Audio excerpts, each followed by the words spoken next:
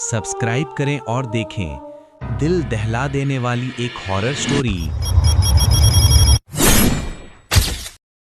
इस कहानी के लेखक हैं शिवम कुमार पासवान। शहर के बाहर स्थित पुराने शमशान घाट में एक सूखे हुए बरगद के पेड़ के नीचे 28 वर्षीय युवक विक्रम बैठा था। उसके चेहरे पर पसीना और आंखों में एक अजीब सा डर और लालच दोनों तैर रहे थे। विक्रम ने अपने मोबाइल की टॉर्च जलाई और अपने झोले से पूजा का विचित्र सामान निकालना शुरू किया। शराब की बोतल, तेज महक वाला इत्र, काला कपड़ा, कोयला और एक काला मुर्गा। उसने अपने कपड़े उतारे और नग्न अवस्था में आटे और कोयले से एक सुरक्षा घेरा बनाया। वो जानता था कि अगर आज वो चूका तो उसकी जान जा सकती है। प्रेमिका रिया से शादी करना चाहता था, लेकिन उसकी गरीबी उनके बीच दीवार बनी थी। विक्रम ने मंत्रोच्चार शुरू किया। जैसे जैसे रात गहराती गई, माहौल डरावना होने लगा। उसे महसूस हुआ कि कोई अदृश्य साया उसके कानों में फुसफुसा रहा है। लगातार 41 दिनों की कड़ी तपस्या के बाद आखिरी रात को वहां एक तेज रोशनी हुई। विक्रम की आंखें चुंधिया गईं। सामने एक बेहद खूबसूरत महिला खड़ी थी। वो यक्षिणी थी। यक्षिणी ने कहा, विक्रम, मैं तुम्हारी साधना से प्रसन्न हूं। मांगो, क्या मांगते हो? विक्रम ने धन, दौलत और ऐशो आराम मांगा और वो शहर का सबसे बड़ा अमीर आदमी बन गया। उसके पास अब बड़ी गाड़ियां और आलीशान बंगला था।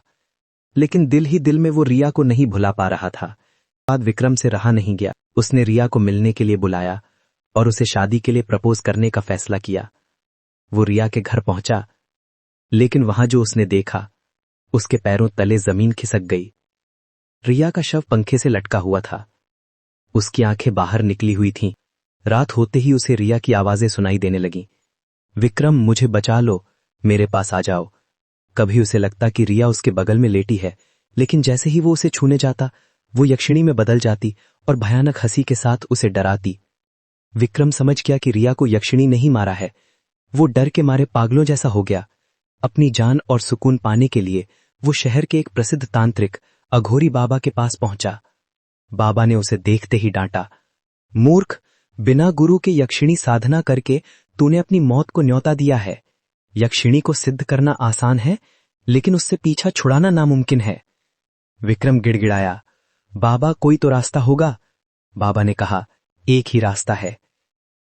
तुम्हें फिर से वही साधना करनी होगी, लेकिन इस बार तुम्हें उसे प्रेमिका या पत्नी के रूप में नहीं, बल्कि माता के रूप में बुलाना होगा।